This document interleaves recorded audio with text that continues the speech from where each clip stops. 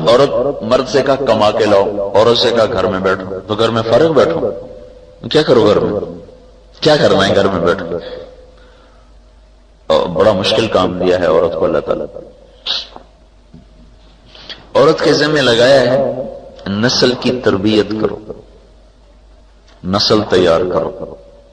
یہ اسکول نسل تیار کرنے کی جگہ نہیں، مدرسہ نسل تیار کرنے کی جگہ نہیں، ماں کی گود ہے نسل تیار کرنے کی جگہ۔ لیکن اب کیا ہوتا ہے، چاہے تلمبا ہو چاہے لاہور ہو، بچے اسکول گئے، ماؤں کی چھٹی 8 گھنٹے کے لیے ماؤں کی نظروں سے اوجھل ہو گئے، پھر اسکول سے واپس آئے تو جو مالدار لوگ ہیں ان کے بچوں کو ٹیوشن والوں نے پکڑ لیا، غریب کے بچے کے پاس پیسہ نہیں کہ وہ ٹیوشن پڑھ سکے، وہ اپنے طور پر اپنی کتابوں میں سر مارنے لگا، مالدار کے بچے کو ٹیوٹر نے پکڑ لیا، اتنے میں شام ہو گئی۔ تو صبح سے لے کر شام تک ماں اور بیٹے کی مل کر کوئی نشست نہیں ہوئی۔ باپ اپنی ملازمت پہ چلا گیا یا اپنی مامو شیر بازار میں دکان پہ چلا گیا، وہ ویسے ہی گھر سے غائب ہو گیا۔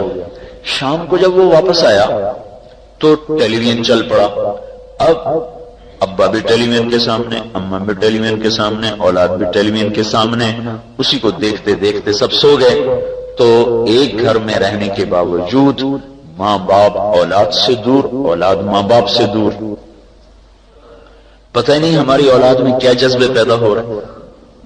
اسکول والے کوئی اخلاق تو پڑھاتے ہیں، اسکول والے تو 2 × 2 = 4 پڑھاتے ہیں، 6 میں سے 4 باقی 2 تفریح پڑھاتے ہیں، 3 دونی 6 ضرب پڑھاتے ہیں، الجبرا پڑھاتے ہیں، جیومیٹری پڑھاتے ہیں۔ اس میں کہاں لکھا ہے کہ ماں کیا چیز ہے، باپ کیا چیز ہے، دین کیا ہے، جنت کیا ہے، جہنم کیا ہے، آخرت کیا ہے، کہاں بتاتا ہے ہی نہیں۔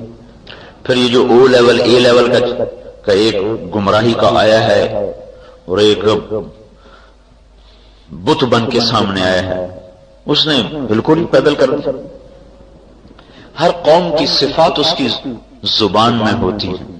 جو انگریزی بولنے والے ہیں ان میں تکبر آ جاتا ہے، تکبر آئے، ان کے منہ کا بناوٹ ہی متکبرانہ ہو جاتی ہے۔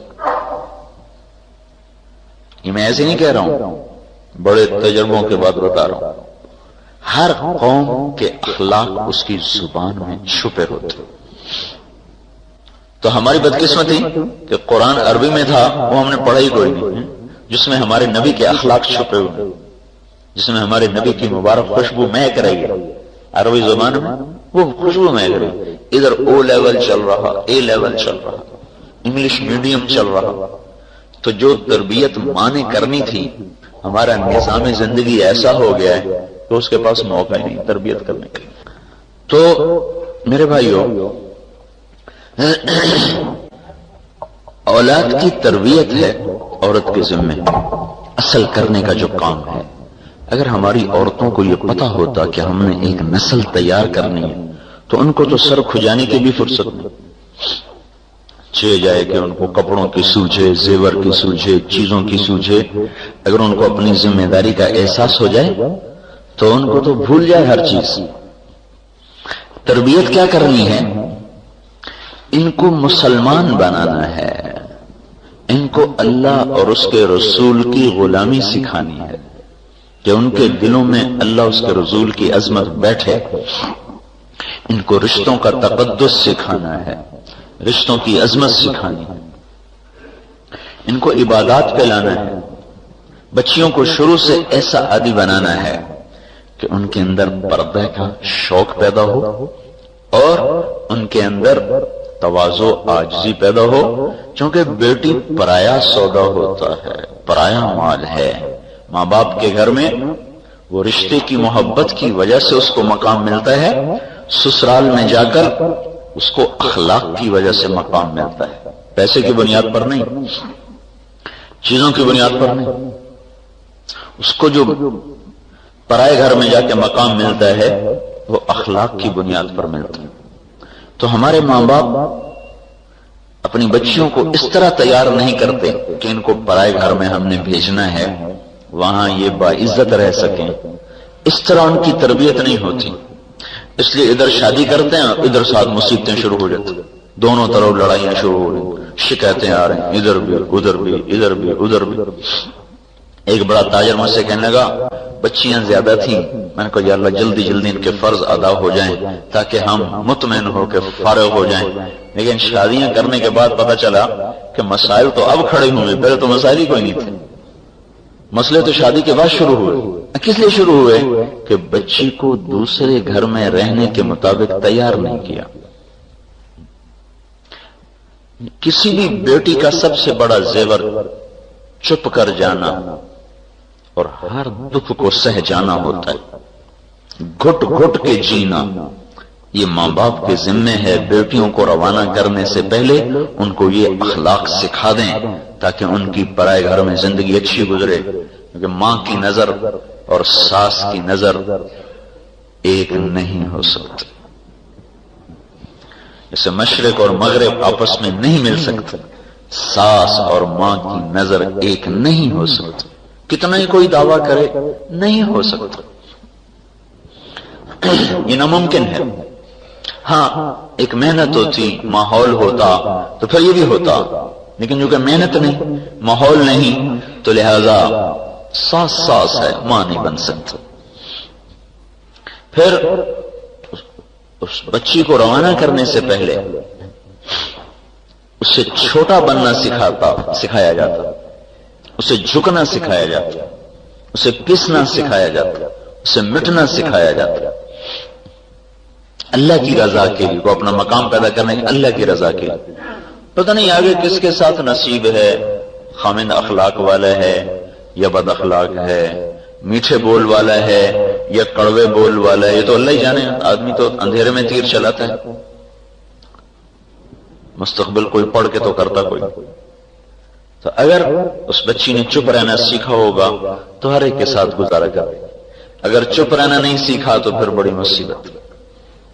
ایسے اپنے بچوں کو اس پر تیار کرنا کہ انہیں کسی زندگی کو ساتھ لے کے چلنے کا سلیقہ پیدا ہو۔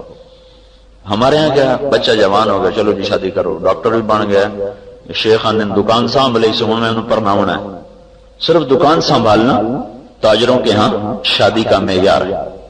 بچی کا جوان ہو جانا اور اس کے زیور کپڑے تیار کر دینا یہ شادی کا معیار ہے، اور ہر شے بنا دیتی ہے، بس ہوں میں دی شادی کر، کہتا میرے پتر میری سیٹ سنبھلی، بس ہوں میں دی شادی کر۔ اب بھائی پیسہ کمانا تو سیکھا ہے، اخلاق بھی سیکھیں کہ نہیں سیکھیں، کسی کو لے کے چلنے کا طریقہ بھی سیکھا کہ نہیں سیکھا، طبیعت کے خلاف کرنا بھی سیکھا کہ نہیں سیکھا۔ اگر ماں باپ نے یہ نہیں سکھایا تو انہوں نے بڑا ظلم کیا ہے، بڑا ظلم کیا، اپنے اوپر بھی ظلم کیا ہے، اور کل کو یہ جب ان کے بیٹے بیٹیاں زندگی کا سفر شروع کریں گے تو ان پر بھی ظلم کیا ہے۔ زندگی تو ایک مشین کے پرزے کی طرح ہے، ہر پرزہ اپنی جگہ پہ کام کرے تو انجن چلتا ہے۔ گراریاں نہیں دیکھتے جب گھومتی ہیں تو ہر گراری دوسرے کے لیے جگہ چھوڑتی ہے، تو تب جا کر گراریاں گھوم کر وہ پہیے کو گھماتی ہیں اور انجن کو گھماتی ہیں۔ اگر گراریاں پھنسنا شروع کر دیں، جہاں ایک کھڑی ہو کہ میں بھی یہاں کھڑی، تو سارا انجن ٹوٹ کے پرزے پرزے ہو جائے گا۔